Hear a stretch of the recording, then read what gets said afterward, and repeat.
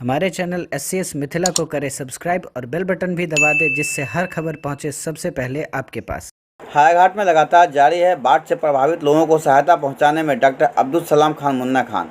सरकार से पहले जन अधिकार पार्टी विस्थापित परिवारों को खाने पीने के सामान से लेकर सर ढकने के पॉलिथीन का वितरण किया जा रहा है। राष्ट्रीय अध्यक्ष पप्पू यादव पहुंचे बाढ़ से प्रभावित लोगों से मिलने। हायाघाट विधानसभा क्षेत्र हुए लोगों से रूबरू। दरभंगा खबर दरभंगा से जन अधिकार पार्टी लोकतांत्रिक के जिलाध्यक्ष डॉक्टर अब्दुल सलाम खान मुन्ना खान कार्यकर्ताओं के साथ हायाघाट विधानसभा के बाढ़ग्रस्त इलाकों घराड़ी पूर्वी टोला पछिया टोला जाकर हजारों परिवारों को सूखा राशन एवं तिरपाल का वितरण किया। जहां सरकार की ओर से अभी तक कोई सहायता सामान नहीं पहुंचाई गई है, ऐसे हालात में जनता नारकीय जीवन जीने पर मजबूर हो रही है। कोई देखने वाला नहीं है। ऐसे में जनता को भी जागरूक होने की जरूरत है, नहीं तो बाढ़ जैसे शराब से कभी भी हायाघाट बाहर नहीं निकल सकता। गुरुवार को दरभंगा पहुंचने पर जन अधिकार पार्टी लोकतांत्रिक के राष्ट्रीय अध्यक्ष पप्पू यादव ने कहा कि गरीब जनता ने भीग कर न कुछ भूखा रहकर सोए। हम लोग एक एक गांव पहुंचकर उनकी मदद को खड़े हैं। मौके पर सनाउल्लाह खान, अमजद खान, सोनू यादव, गोविंद यादव, मोहम्मद अंबर, अहसान खान, सद्दाम शेख, सत्यनारायण दास, मोहम्मद अकबर, तहसीन खान, निसार खान, निसारुल शेख, वीरेंद्र यादव, मधु पासवान, रितेश श्रीवास्तव, भूषण साहनी, विकास साहनी, मुन्ना श्रीवास्तव, मोहन पासवान, नियाज खान, इमरान अली खान, फिरोज खान, सगीर अहमद, हीरा सानी, मोहम्मद खुर्शीद, मोहम्मद महफूज, मोहम्मद मुदस्सिर आदि मौजूद थे। जन अधिकार पार्टी लोकतांत्रिक के राष्ट्रीय अध्यक्ष पप्पू यादव ने श्रेणियां पहुंचकर बाइक की सवारी शुरू की। बांध पर विस्थापित बाढ़ पीड़ितों से मिले और हायाघाट के मुंडा पुल तक पहुंचकर बांध पर चल रहे बाढ़ग्रस्त लोगों को आर्थिक मदद दी है और 2 चापाकल गरवाने के लिए अलग से राशि दिया गया। बाढ़ के कारण विस्थापित परिवारों को पीने का पानी मिल सके। अमडिया, श्रेणिया, घराड़ी, अकराहा, नया टोला के लोग बाढ़ का पानी घर में घुस जाने के कारण रेलवे लाइन पर विस्थापित परिवारों से मिले, जिनके साथ पार्टी के जिलाध्यक्ष डॉक्टर मुन्ना खान भी मौजूद थे। वहां से आने के बाद हायाघाट बांध होते हुए हथौड़ी कोठी पहुंचे, जहां बहुत सारे परिवारों से मुलाकात की और चिंता व्यक्त करते हुए बताया कि सरकार 15 सालों के जब कोई काम नजर नहीं आता जुमलेबाजी किया। यदि वक्त के पहले बांध की मरम्मत कर दी गई होती तो आज लोग अपनी जान माल बचाने के लिए ऊंची जगह पर विस्थापित नहीं होते। आपदा मंत्री और सिंचाई मंत्री कोई भी घूमते नजर नहीं आ रहे हैं। इससे साफ जाहिर होता है कि बिहार में सिर्फ और सिर्फ प्रचार प्रसार की सरकार है। बच्चे के लिए यह व्यक्ति 10 किलोमीटर से ऊपर चल के डॉक्टर के पास जाता है। यही हालात है हिंदुस्तान का और इन आदमखोर नेताओं का। बस यही सवाल है पप्पू यादव का।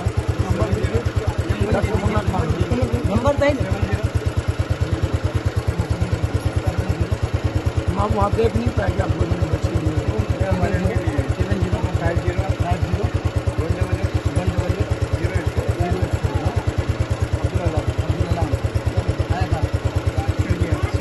पाँच नंबर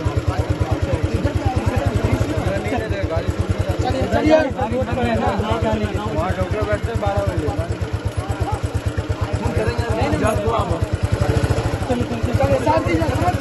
वहां लौटने के बाद रत्नपुरा प्रखंड कार्यालय पर प्रेस वार्ता किया। उन्होंने कहा कि काला जेल तरीका से बिहार की जनता को मार दिया।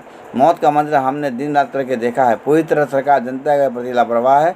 मैं बिहार सरकार को एक नेक सलाह देना चाहता हूँ कि यदि आपकी इच्छा शक्ति मर चुकी है, मौत का मंजर, खौफ और भय के वातावरण में पूरी जिंदगी। आज मुझे 18वां दिन है दरभंगा में। इसके पहले हम कुशेश्वर स्थान में बांधों पर एक रात रहे थे। कुशेश्वर स्थान, बेरा बेरी, एक एक जगह हम 2 दिन रह करके हमने एक एक जगह का मूल्यांकन किया था और मैंने कहा था कि गंडक और बागमती के बांध टूटने वाले हैं। दरभंगा, मुजफ्फरपुर, सीवान, सारण को बचाओ, बगहा को बचाओ। लेकिन सरकार ने हमारी नहीं सुनी।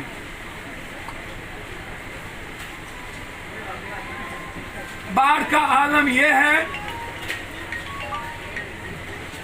कि पूरी की पूरी तरह सरकार जनता के प्रति लापरवाह है। सीओ, बीडीओ, कलेक्टर कहीं नहीं होते।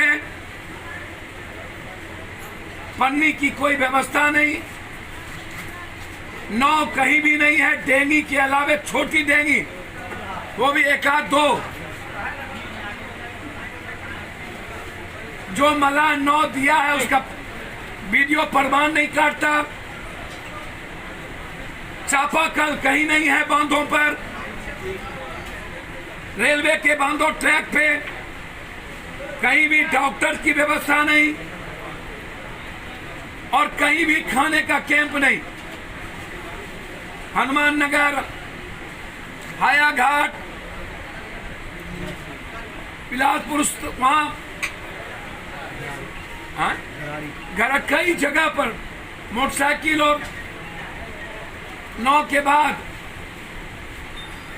हालात और भयावह होते जा रहे हैं। सरकार ने उत्तर बिहार को बाढ़ क्षेत्र घोषित अभी तक नहीं किया। सरकार ने घर क्षतिपूर्ति और फसल क्षतिपूर्ति मुआवजा की घोषणा नहीं की। सरकार ने 3 महीना से 4 महीना राशन की घोषणा नहीं की। सरकार ने 20,000 रुपया अकाउंट में डालने की घोषणा नहीं की। इसके लिए लगातार आंदोलन जारी है। गंडक, बूढ़ी गंडक, सेनारी, चुनार, कनकई, बागमती, कमला, कोसी, महानंदा, भूती बलान, बलान, केहर, कनहर, सोन, गंगा पूरी तरह जिंदगी को तबाह करने की तैयारी में से बाहर। 23 बांध टूट चुके हैं। सिंचाई मंत्री और आपदा मंत्री वर्चुअल और डिजिटल रैली में। सुशांत सिंह जी मर गए, उस पर सरकार देखने नहीं गया। सरकार ने चिट्ठी नहीं लिखी। सरकार ने पीएम और महाराष्ट्र के सीएम से बात नहीं किया। अकेला पप्पू यादव लगातार सुशांत के सवाल पर जो लड़ाई लड़ रहा हो, व्यवस्था नहीं, उनको इसका इमोशंस नहीं है।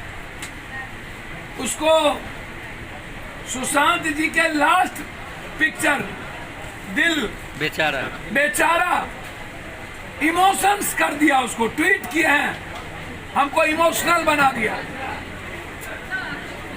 अरे संजय झा जी,